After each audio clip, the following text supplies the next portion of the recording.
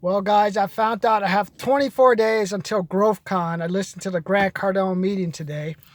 So on day 44, I'm going to give you guys a little history lesson. So one reason I'm also going to this conference is I just want to learn how to deal with rejection. Plus, I also like to get around couples who've just been together for like 10 or 14 years that are married. Because, I have one fiance for 7 years. I have one fiance for 6 years. Lived with another girl for like about a year.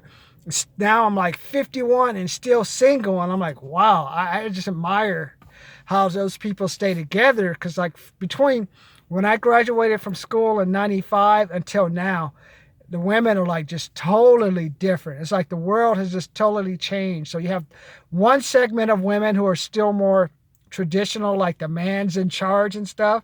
And now you have this second generation that's coming up that, the women make more money than most of the guys. So you're like, well, I don't need to deal with the jerk. I don't need to deal with the masculine guy. Why don't I just go out with this sort of gay guy, twink guy, bisexual guy, someone who's going to help me with my career, rather than deal with someone who's like sort of like thinks they're like manly man or in charge. And I kind of like going to the gym. We'll talk about that later. Let's just get to it. One reason I want to learn how to go to this conference is, first, learn how to deal with rejection more. For me, the world has just totally changed. So, for example, when I graduated in 1992, people wanted to be, say, engineers, business people. They wanted to get their MBA and go work somewhere at a company. They want to be a hedge fund person and stuff like that. But now you have 20 years later, like, the world has totally changed, and it's more like a global type economy. Now now we're like shifted to the world where you have like the Amazon, so everyone wants to be in logistics, and everyone wants to have do like drop shipping and stuff. And it's just, who would think, what is it, 28 years after I graduated, the biggest job creator would be warehouses and driving trucks to drop stuff off. It's amazing. No one in my generation would have ever thought about it. 30 years ago, I worked in a warehouse at Petavina Mold and Die. And actually, when I worked in a warehouse, I didn't just pick stuff. I ran an injection molding machine. That's like a manufacturer machine that makes parts. I ran a lathe where we take giant solid pieces of steel and drill into it to make parts.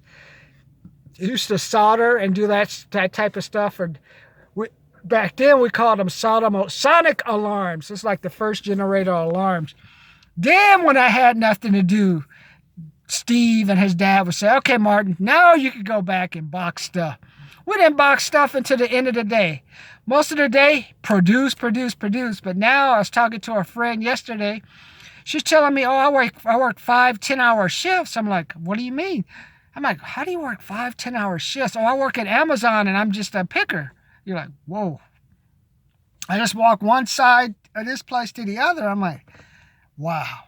I did that 30 years ago, man. I didn't need goggles and vest and lines on the ground.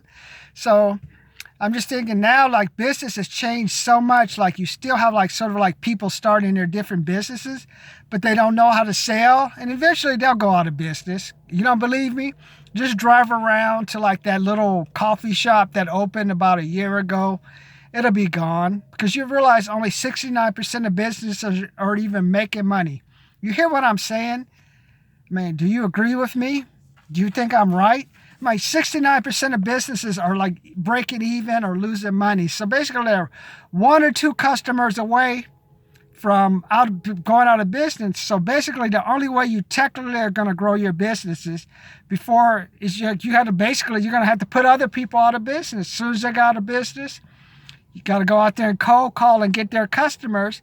Where, like, if you expand, like I'm realizing, you got to expand fast enough. You got to sell. You got to keep following up.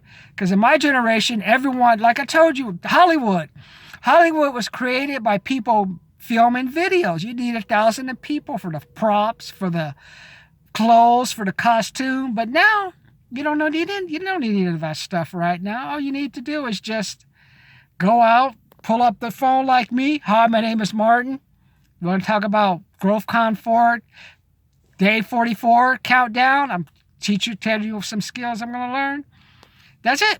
And that's how much the world has changed. I mean, that was millions of jobs, thousands of jobs, not counting like all the companies that are moved, like try to take tax credits and go to Ireland, Croatia, and all kind of bizarre places to save money. When you do that, basically you're saying you don't know how to make money, you don't know how to sell, you're trying to like save on your bottom line, I don't know, your beginning line, but you don't go out to the people with the money. So that's what I'm going to this conference for, because I got to keep working on those sales skills. Then I like to get around people who are like in relationships, because there is some stability with being in relation with the business and also keeping your money, because you can only go around and screw around so much. Eventually, I need to get one decent girlfriend or two, or maybe we'll get together and have an open relationship, some type of agreement. Okay, so because I only think about sex and money most of the time. That's probably why we broke up, because after a while you're like, honey, we need to try something different, but they want to do this and that. Can you feel me sometime? But now, I'm just like, I like to learn how those nuances, like Magic Johnson. I remember back then when Magic Johnson had AIDS and came out with the AIDS things. Nobody, that's when they said all black guys are gay and stuff, sleep around. And if like everybody, like people didn't want to get around him, all the brothers was like, oh, I don't want to catch AIDS if Magic Johnson scratches me. I remember that, man. I mean, there was a while ago, if like you have AIDS, you were ostracized. They all thought you were gay. Even if you got a blood transfusion, hey, you probably were gay and did something. I mean, that's how much the world has changed. But the attitude is not so much has changed, but the actual physical business world has changed. I mean, I've just looked back. Sears, Payless, Toys R Us, 2008 recession. That's when you had thousands of banks. That's where people used to go, hey, I want to graduate. At least I could be a banker or be a bank manager. Not anymore, man. Like thousands of banks closed back in that 2008 recession. So it's like everything is just almost, basically, you're almost in a flat world now. It's almost a flat economy. There's money out there from that baby boomer generation. So they're the ones with the house and the retirements, and they're still working and have high-level jobs. But now you're coming up with this generation of people after them. They really don't have any money. I mean, they have a lot of them, all their money is going to their cars. So the car industry is growing because the new middle class wants to have luxury cars and stuff. But go to the supermarket. No one's there. Where are they at? Audi, 99-cent store, shopping at Target, Dollar General. You see like the Beamers and a Mercedes parked in front of Dollar General store. In my generation, you would never see a Cadillac or some type of luxury car parked at no 99-cent store, low-level place. But now it's just accepted because why? People don't have any money, so all their extra money is going to the car. So what little money they have left, you got to go sometimes where the food is. Is it the 99-cent store, the Dollar General store? So that's why I'm going to this seminar, because there's money out there. Like there's taxes that people need. There's home health care.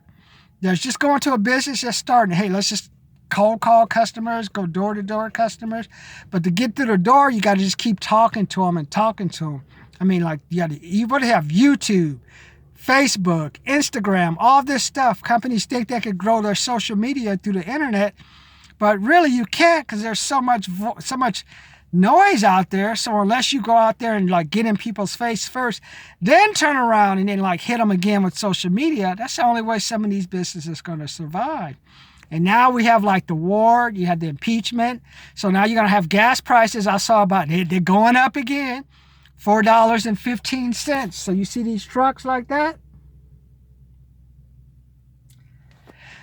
When gas goes up, diesel goes up. When diesel goes up, that means the operating cost of the carrier goes up. If operating cost of the carrier, profit minus costs, whatever, revenue minus costs, that's going to be their profit. Their profit's going to go down. And what's that going to mean?